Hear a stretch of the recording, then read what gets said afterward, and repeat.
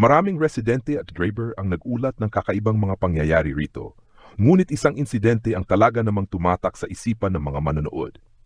Si Mang Ruben, isang veteranong taxi driver, ang nagbahagi ng kanyang karanasan sa programa.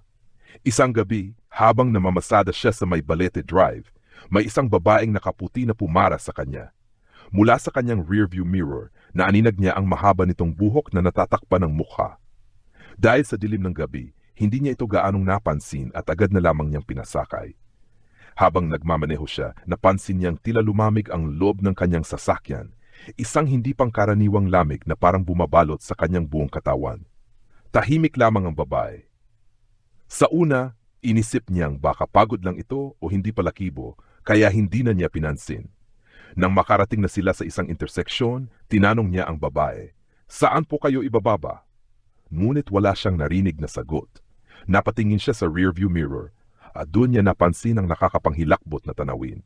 Ang kanyang pasahero, na kanina lamang ay parang ordinaryong babae, ay unti-unting tumitingala at wala itong mukha. Isang blankong anyo, walang mata, ilong o bibig ang nakatingin sa kanya. Dahil sa matinding takot, bigla siyang napapreno, halos ikinabundol ng ibang sasakyan sa likuran niya. Nanginginig siyang lumingon sa likod upang tiyakin kung totoo ang nakita niya. Ngunit sa isang iglap, ang babae ay nawala na parang bula. Ang malamig na hangin ay biglang naglaho, ngunit naiwan ang takot sa kanyang dibdib. Dahil sa labis na pagkagulat, hindi na siya nakapagmaneho ng maayos at kinailangang huminto muna sa isang gasolinahan upang huminga at pakalmahin ang sarili. Nang ikinuwento niya ito sa isang gasoline boy, sinabi ng lalaki na hindi siya ang unang driver na may ganong karanasan. Marami ng motorista ang nakaranas ng parehong pagpapakita ng white lady sa Balete Drive. Matapos lumabas ang kwentong ito sa Magandang Gabi Bayan, mas marami pang testigo ang nagbahagi ng kanilang nakakatakot na karanasan sa parehong kalsada.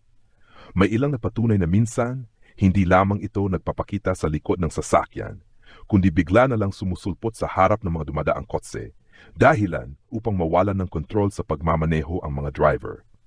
Hanggang ngayon, nananatiling isang misteryo kung sino talaga ang White Lady ng Balete Drive. May ilang nagsasabing ito raw ay kaluluwa ng isang babaeng ginahasa at pinaslang sa lugar, habang ang iba naman ay naniniwalang isang engkanto o masamang espiritu lamang na nananakot sa mga dumadaan sa kanyang teritoryo. Isa ito sa mga pinakanakatakot na kwento ng Magandang Gabi Bayan na nagbigay ng kilabot sa maraming Pilipino.